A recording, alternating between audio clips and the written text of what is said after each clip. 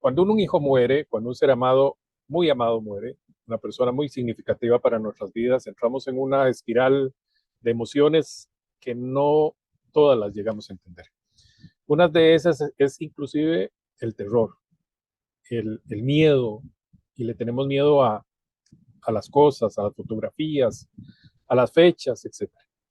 Hoy vamos a hablar de eso, los ataques de pánico cuando estamos cruzando una crisis, un duelo por una muerte o por algo, una pérdida muy significativa. Y para hacerlo nos acompaña Dora. ¿Cómo estás? Bienvenida. Hola, ¿qué tal? Buenas noches. Muchas gracias por la invitación. Encantada de estar nuevamente aquí con ustedes en otro podcast de Abrazos de Esperanza. Bueno, para contarles, Nora, tanatóloga y muy activa, colabora a muchas personas. Ella perdió a su niña y pueden escuchar algunos de los podcasts, hablan de esta historia de Nora.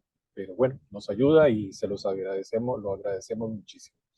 Nora, cuénteme, Bueno, ¿cómo, mira, qué, qué hacemos con este miedo o podemos describirlo en parte para que la gente se ubique? fíjate que pienso que muchas veces confundimos, ¿no? Cuando es un ataque de pánico y cuando es una crisis de angustia aguda en el duelo.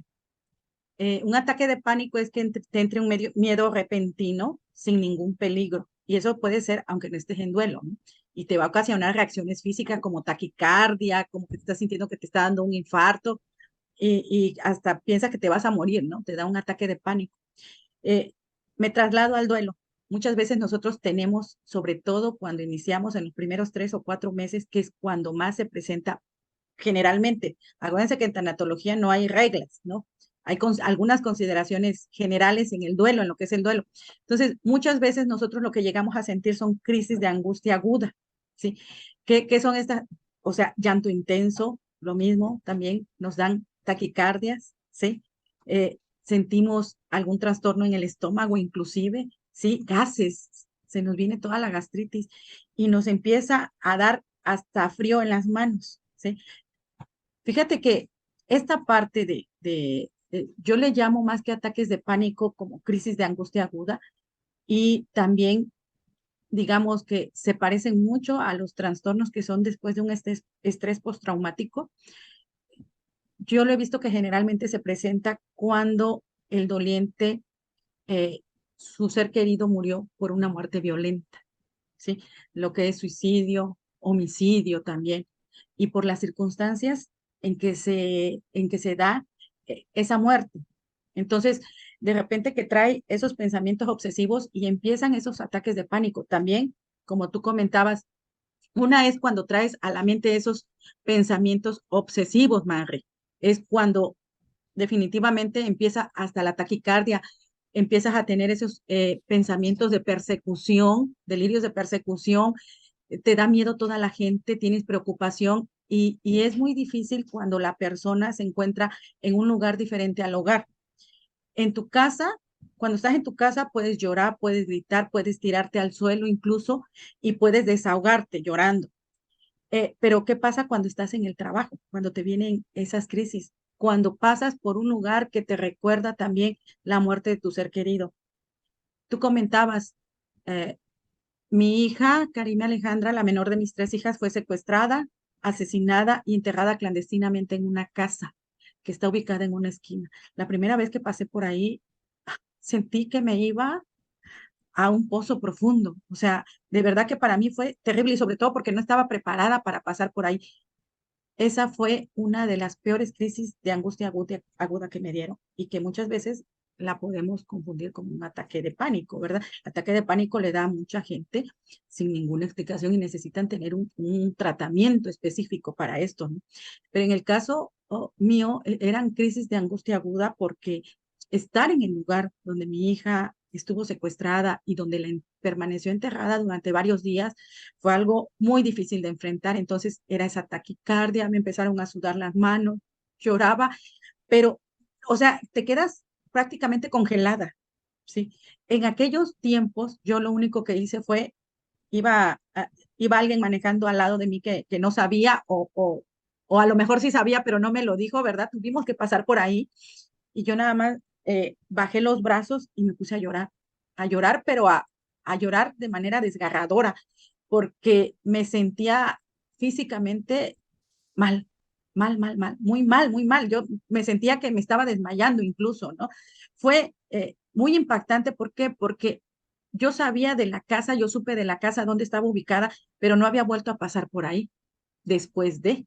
O sea, supe, conocí la casa por fotos, pero nunca había pasado por ahí. Pero estar ahí físicamente fue muy difícil.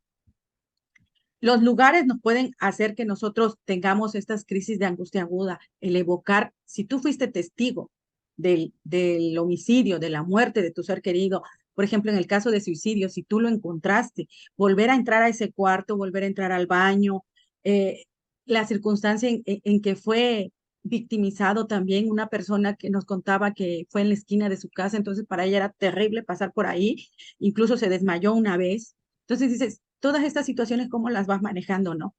Eh, tenemos todo esto que nos está causando esa crisis de angustia aguda y muchas veces son, de verdad, son síntomas muy parecidos a los trastornos de estrés postraumático, ¿no? Los recuerdos obsesivos, la taquicardia, toda esa parte, ¿cómo la puedes manejar? Fíjense, hay una receta que nos da un, el doctor Jorge Montoya Carrasquilla, que él es médico, psiquiatra y tanatólogo, y él nos dice agua fría.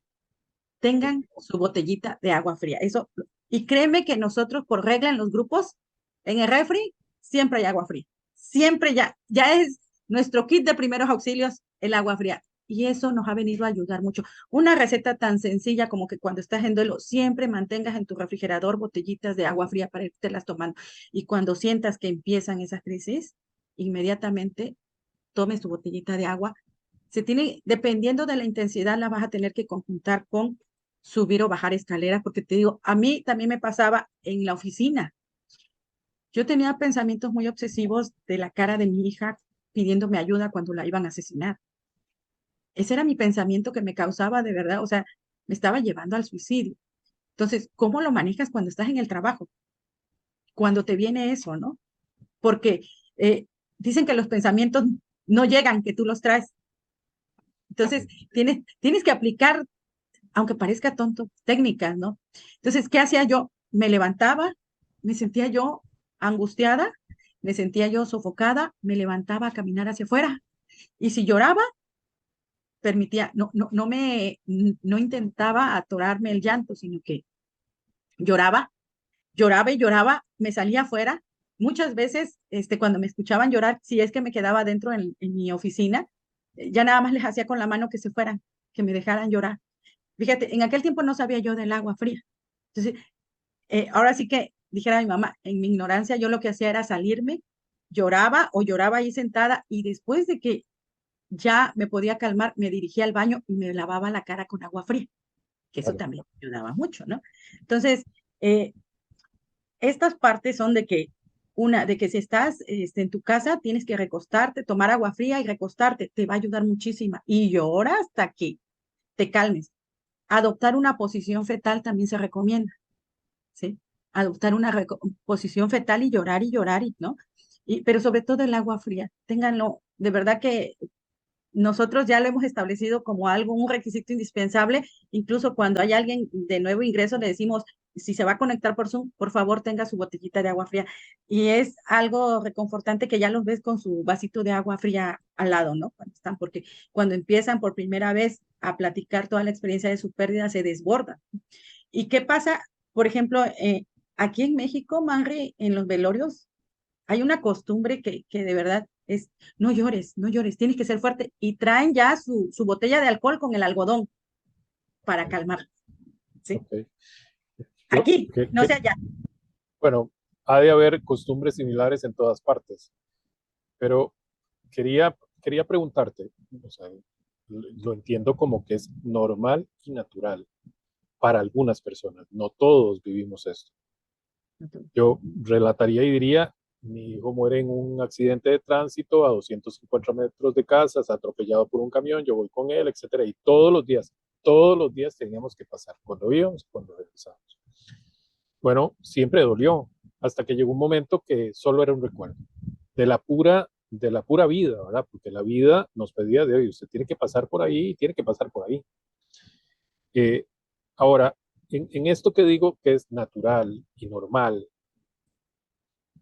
sí o sí tenemos que evitarlo, es decir, porque hay gente que entonces se medica, entonces busca ayuda psiquiátrica y alguna gente eventualmente no sabe manejar el duelo de una persona por la muerte de un ser amado, como un hijo, y entonces los medican de tal manera que esas personas parecen como zombies. Entonces sí me gustaría que hablaras un poquito de eso, porque me parece que hay que advertir, esto es normal, por Ah, favor. eh, como decimos, es normal, natural y esperable. Ok, sí. Sí, es normal, natural y esperable en el duelo que tú tengas esa reacción. Lo que pasa es que la gente no sabe manejar esto y el que no sepa cómo manejar, qué hacer, porque no sabe qué hacer para que estés, entre comillas, bien, ¿no? Cuando realmente eso que estás sintiendo, eso que estás pasando, es algo normal, natural y esperable y digamos, está dentro, o sea, dentro de lo normal del duelo, ¿no? El que te pongas así, pero la gente lo clasifica entre que estás mal. Ahora, fíjate, Mari, que hay un libro que yo leí de Jessica Wolf. Ella es una psicóloga y se dedica mucho a la parte de suicidio. Ajá. Entonces, fíjate que me cambió a mí un poquito la visión de lo que es la medicación. Muchas veces nosotros hemos satanizado el uso de medicamentos, pero también es bien cierto que las nuevas normalidades, las nuevas generaciones, Mari, cada día tienen menos tolerancia a la frustración y los hemos sobreprotegido. Y esto de verdad que es un caso que se escucha mucho. Si yo cuando comparto con mis amigas y me dicen, no, incluso mi hija me comenta que entre los estudiantes de medicina es muy común el ir al psiquiatra, al psicólogo, que están en tratamiento. Y yo digo, ¿cómo? En mis tiempos no, ¿verdad? Entonces, Jessica Wolf hace una referencia de que dice que hay mucha gente que ha tenido episodios depresivos y tiene una pérdida de este tipo. Y claro que los recursos internos y externos que ella conoce, pues no le van a dar. Entonces sí necesita dar un empujoncito diferente a que te pongan como zombie, ¿eh? Diferente, diferente.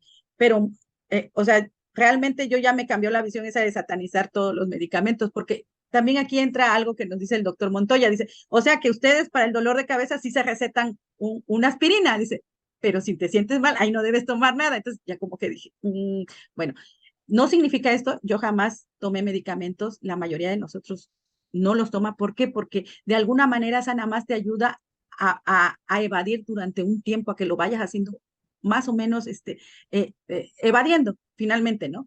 Entonces vas prolongando el tiempo. Y así como tú comentas de que tenías que pasar por esa casa, a mí me pasa igual porque yo tengo el crematorio en la esquina de mi casa. Entonces, para mí la primera, yo lo evadía y lo evadía, y la primera vez que pasé para mí fue, no, la primera vez que fui a un velorio ahí. O sea, fue muy difícil. Me extravié, me perdí, hasta se me olvidó el nombre del difunto. Como me conocían ahí, me llevaron a donde yo iba, pero me tuvieron que llevar de la mano. Y yo eso, ¿cómo lo recuerdo? Digo, ¿por qué? Si yo ya habían pasado muchos meses, porque aparentemente vas preparada, pero muchas veces tu cuerpo mismo, tu mente te protege, ¿no? De ese shock tan impactante de volver a ir a ese lugar que te trae recuerdos tan dolorosos. Entonces, algo bien importante es de que hay cosas, yo siempre les digo, hay cosas que tenemos que enfrentar tarde o temprano, ¿sí? Y nosotros decidimos en qué tiempo. Hay mucha gente que te dice, no, es que yo no veo la foto porque me pone mal. No te pone mal, te pone como te toca estar, como te corresponde estar porque era tu hijo y lo extrañas, ¿sí? Y hay mucha gente que dice, yo no he regresado al hospital, jamás voy a regresar porque ahí murió mi hijo. También digo, finalmente tienes que hacerlo, ¿sí? Tienes que enfrentar esas situaciones. Hay mucha gente, me incluyo, yo me quería ir de mi casa, quería vender mi casa. Y piensas que evadiendo, huyendo del lugar, vas a minimizar el dolor, pero no es cierto, porque el dolor por la pérdida la llevas contigo a donde quiera que vayas. Esa no está depositada en un lugar, esa la traes dentro de ti.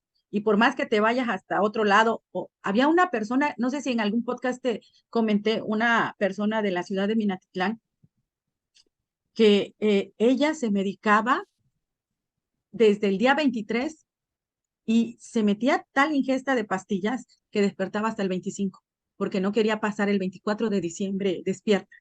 Lo mismo hacía para fin de año. Tenía dos hijos, uno de ellos murió y otra vivía en Estados Unidos. La pasaba sola.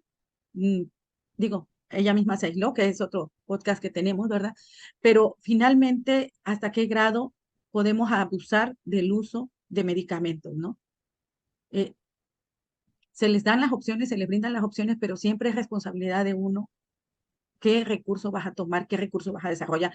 Lo que comentabas de las fechas, Mari, cuando viene una fecha significativa y ya empiezas tú, creo que un mes antes, ¿no? Julio, ya viene julio y ya faltan hasta vas contando, ¿no? Ta, ta, ta, ta. En lugar de preocuparte, ocúpate y empieza a preparar el antes. ¿Qué vas a hacer antes? ¿Qué vas a hacer durante esa fecha? ¿Y qué vas a hacer después de esa fecha? De verdad que cuando empiezas a prepararte, es más ligero el trancazo. Y cuando pasas y te pregunta, ¿cómo lo viviste? Fíjate que, ay, pensé que iba a ser peor, porque te preparaste, dijiste, voy a pasar, voy a hacer, por ejemplo, yo, cada que viene el cumpleaños de mi hija, que es el 23 de mayo, empiezo a preparar. Voy a dar separadores, voy a regalar galletitas de Catarina, voy a hacer una plática. Ya sé que ya empiezo a preparar, ¿no? Empiezo a comprar las cositas que voy a encargar y eso.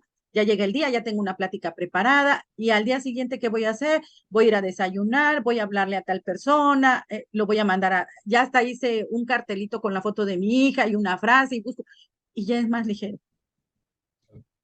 Claro, Ya, se usa todo aquello, todo eso que se siente para hacer algo. Por ejemplo, nosotros usamos una sección en los grupos de ayuda que se llama el protagonista, no sé si has escuchado de eso, que es que la persona, por ejemplo, mi fecha significativa del día que secuestraron a mi hija es el 7 de julio.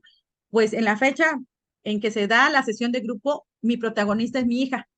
Y entonces yo les presento a todos a mi hija. Hago un video, les digo, nació tal día, ta, ta, ta, ta, ta, ta, y les platico de mi hija, ¿no? Y si quiero lloro, ¿sí?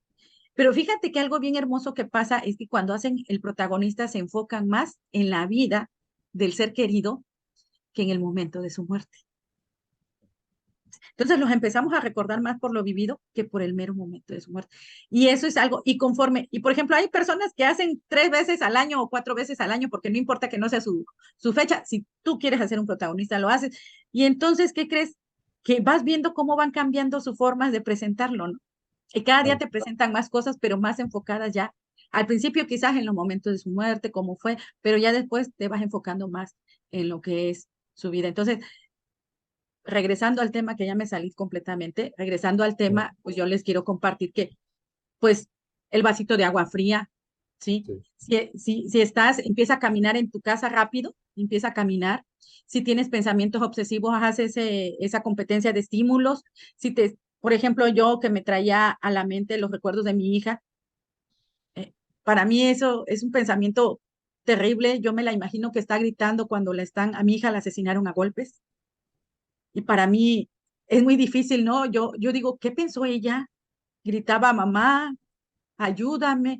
Entonces, trato de que mi mente, que la vea sonriendo. Pero en aquel tiempo, cuando empecé el duelo, no podía, Mari, cambiar esto. Lo que hacía yo era repetir una frase que me dijo una amiga, que me decía, cuando te vengan esos pensamientos, tú di en tu mente, yo te reprendo en el nombre del Señor. Esa es una frase, pero ustedes pueden cambiarla por la que sea, ¿sí? O sea, por la que ustedes quieran, metan otra frase. Yo usé mucho, mucho esa. Yo te reprendo en el nombre del Señor. Y aunque parezca que no, pero tu mente obedece. Sí, Tu sí, mente trae ese pensamiento y tu mente hace que se vaya. Entonces, esas crisis de angustia aguda son, yo le llamo así, so, más que ataques de pánico, son de verdad que cuando no sabemos son muy difíciles de manejar y sobre todo para la persona que está al lado. ¿Sabes qué hacía mi hija? Mi hija salía corriendo a buscar agua bendita y me hacía una cruz en la cabeza cuando me pasaba así, ¿no? Que me estremecía yo de tanto llorar, ¿no? Hacíamos una oración en la noche y siempre terminaba yo temblando y llorando. Y mi pobre hija lo que hacía era ir corriendo a buscar su botecito de agua fría que le había dado, de agua bendita que le había dado el padre, y siempre me hacía una cruz. Hace unos días le pregunté y me dice que ya no se acuerda, pero eso era lo que nosotros hacíamos, el agua fría, caminar, salir afuera, este, no sé, qué sí. más te pueda comentar, compartir. No. Bueno, estamos terminando y yo no quiero dejar de decir que todo esto que sienten, descrito muy bien en la vida de Nora, tanatóloga, que hoy ayuda y ayuda a personas que pasan por ahí, es temporal. Es temporal y es temporal si quieren que sea temporal, porque si no trabajan su proceso, su duelo, su dolor, esto vendrá cada fecha, cada tanto de tiempo, será algo que los visite y que eventualmente nunca se vaya. Así es que, bueno, ya saben, agua fría. Y si no les funciona el agua fría, metan las manos y tomen hielo en las manos. Eso definitivamente corta cualquier Lo ataque metan de en la boca cualquier cosa. también. Claro, Pueden meter un eh, hielito en la boca claro. también. Bueno, esperamos que con esto les sea útil enfrentar ese algo que los llegue y los visita. Es normal, es natural y es temporal. Ya pasará. Vendrán otras emociones, vendrán otras sensaciones y, y bueno, les aseguramos que van a salir adelante. Gracias, Nora. ¿Dónde estás? Contales para si quieren tu ayuda que la Estamos puedan en recibir. Coatzacoalcos, Veracruz, en México, y bueno, nuestras redes sociales son Fundación Carime. Compartimos con Manre muchísimo. Muy agradecida. Me pueden encontrar en el Facebook como Nora Reyes Baruch también, mandar solicitud de amistad. Ahí compartimos prácticamente pura información para apoyo del duelo. En lo que necesiten, estamos a sus órdenes. Cualquier duda o comentario, bueno o malo, se reciben, ¿verdad, Manre? Muchas gracias, Nora. Muchas gracias a quien nos escuchó. Mi nombre es Manrique Suárez y muchas gracias. Nos estamos oyendo en próximos podcasts. Gracias.